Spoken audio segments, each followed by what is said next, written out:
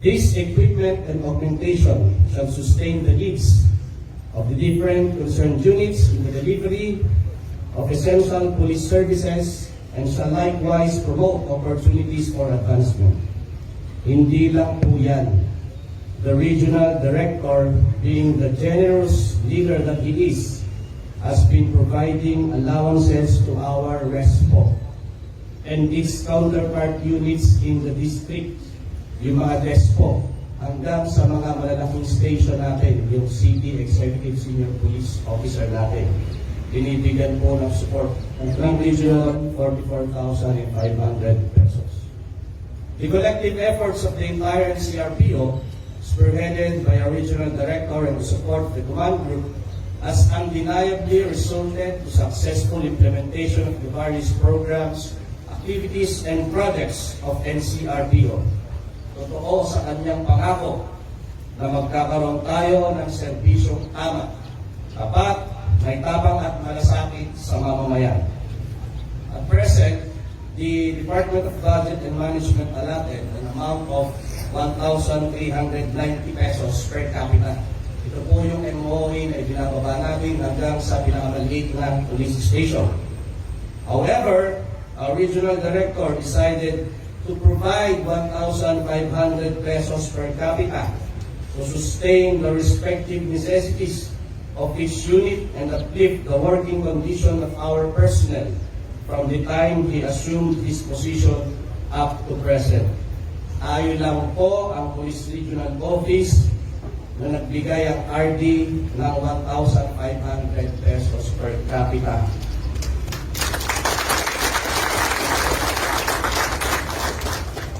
At rekta po itong nakakarating sa ating mga line units hanggang sa pinakamaliit na station natin. Generally speaking, as the epitome of NCRPO's new era, the NCRPO has truly gone a very long way in line with the optimum and reasonable utilization of funds. Our program, we would like to remind everyone to please observe standard health protocols at all times. Thank you. In spite of our flaws and imperfections. Good morning, ladies and gentlemen. We welcome you on our Monday flag raising and awarding of Master Riders Badge ceremony. Today's activity is hosted by the Office of the Regional Comptrollership Division under the leadership of Police Colonel Joel De MESA. The ceremony will now begin.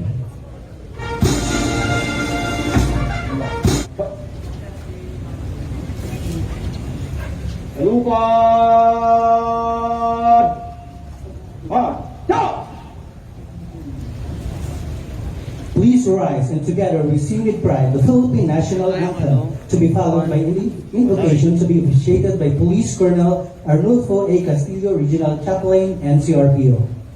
Tanghal! Ha! Mga pinuno, ubay kamay. Ha!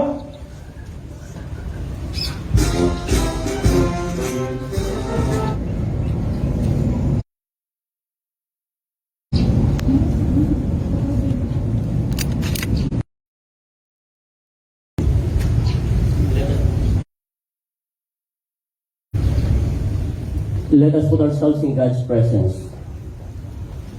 In the epistle of Paul to the Corinthians, love is patient, love is kind. Praise your glorious name for the greatness of your creation and the fulfillment of your word that brought us salvation.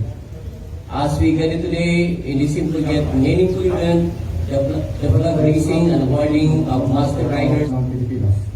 Ako ay Pilipino, buong katatakan na nanuntak sa tawag ng Pilipinas at sa bansang kanyang sinasagisan na may banal, katarungan at kalayaan na pinagkikilos ng sambayanang mga Diyos, mga tao,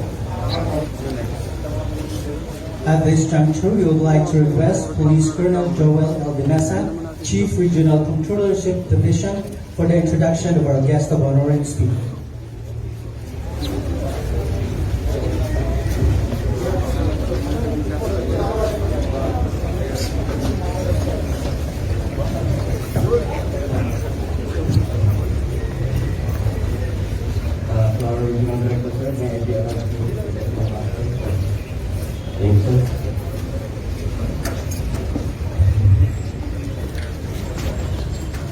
to our dynamic, proactive, and very snappy Regional Director, Police Major General VICENTE DANAO Jr., our Deputy Regional Director for Administration, Police Brigadier General John A. Arnaldo, our Deputy Regional Director for Operations, Police Brigadier General Nicolas D. Torre III, sir, our Chief, the Regional Staff, soon to be Police Brigadier General Jerry F. Biaris,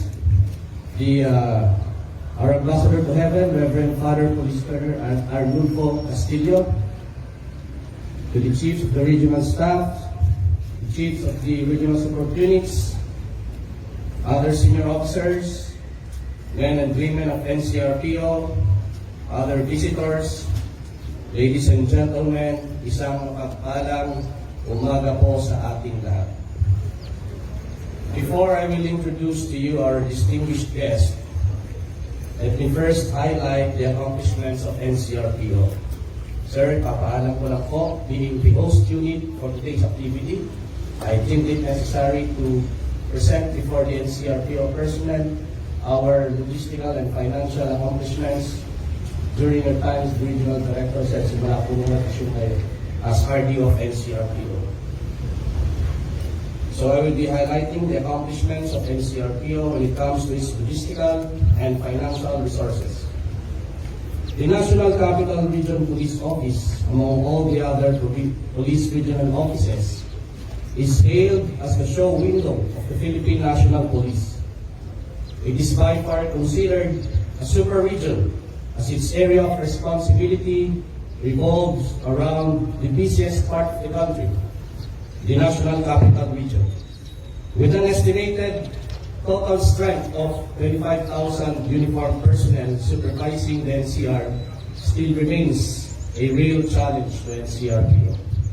Notwithstanding the governance of NCRPO, through the leadership of our Regional Director, Police Major General VICENTE DANAO Jr., has been surpassing the odds and challenges detrimental in maintaining the peace and order of the Metro.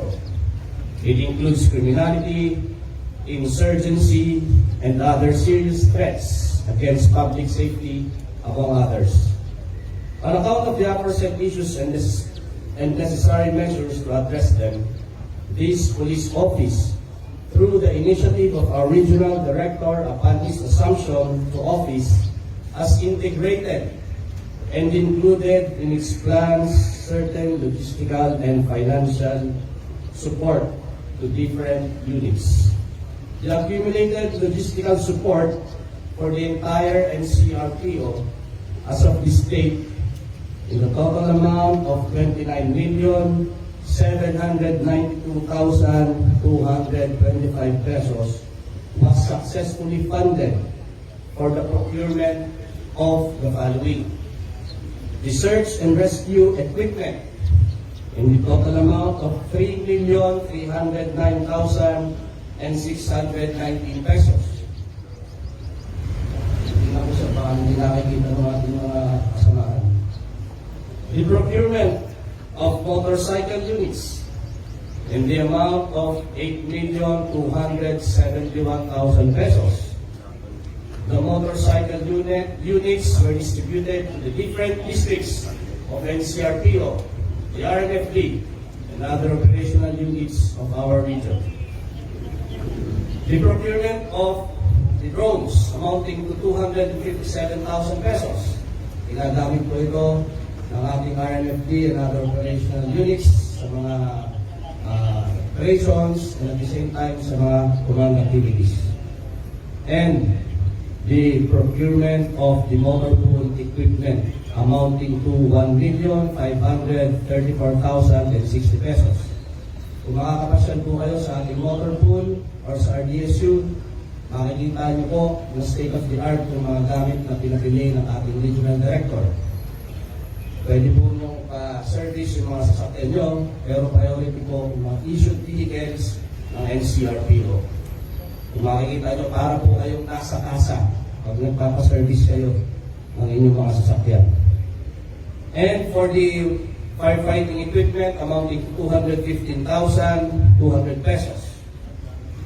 And of course, the support given by our regional director to the districts, yung FOL or Fuel, Oil, and Lubricant Support na binibigay ng ating regional director, ito po ay 11,208,348 pesos na po as of this date.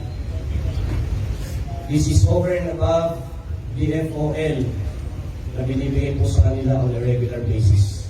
So, imagine kung gaano kalaki ang ibibigay na support ng ating regional director sa ating mga line units.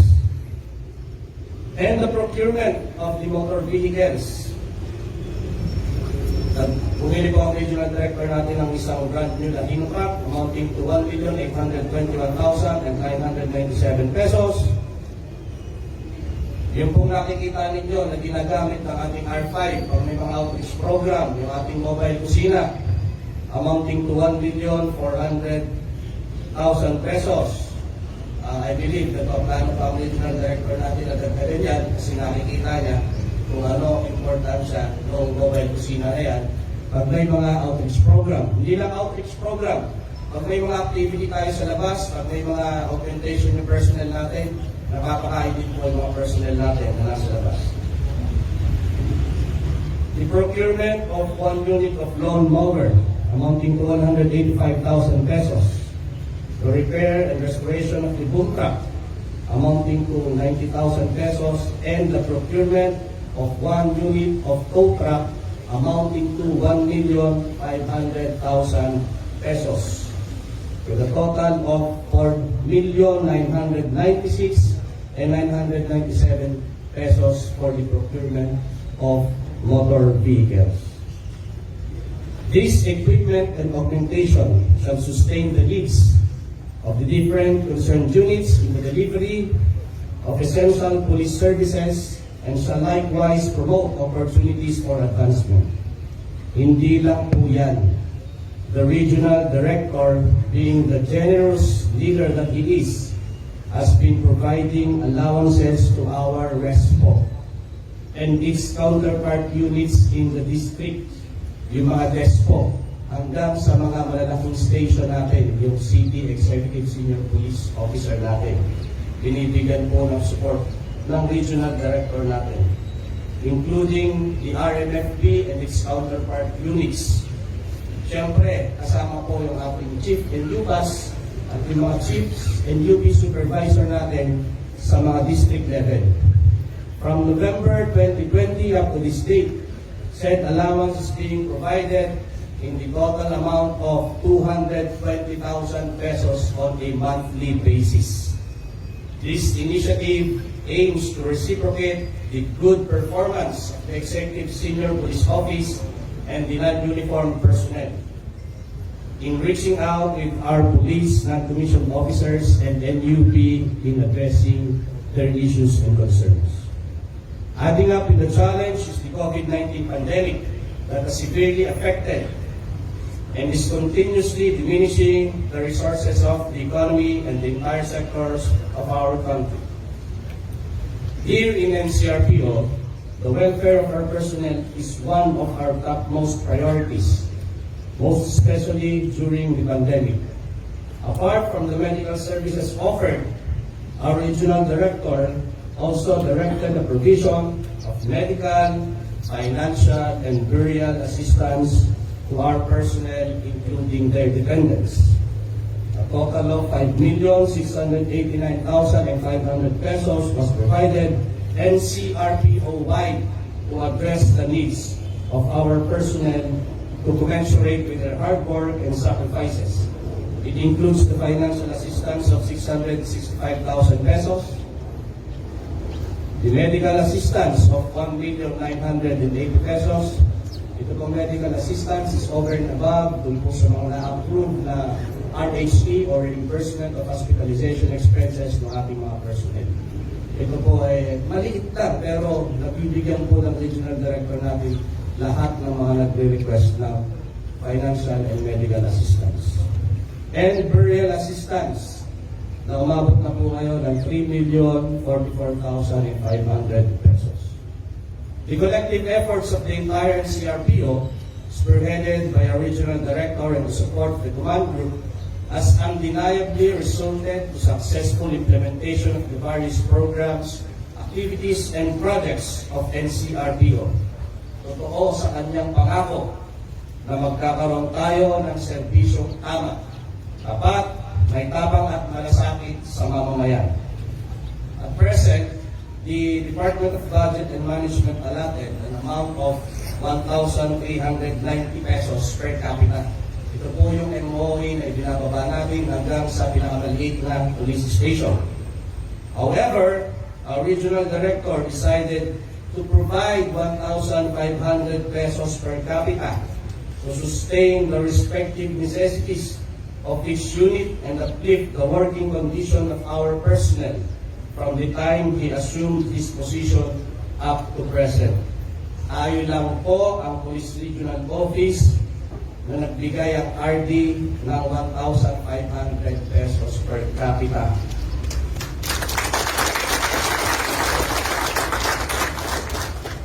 At rekta po itong nakakarating sa ating mga line units hanggang sa pinakamaliit na station natin.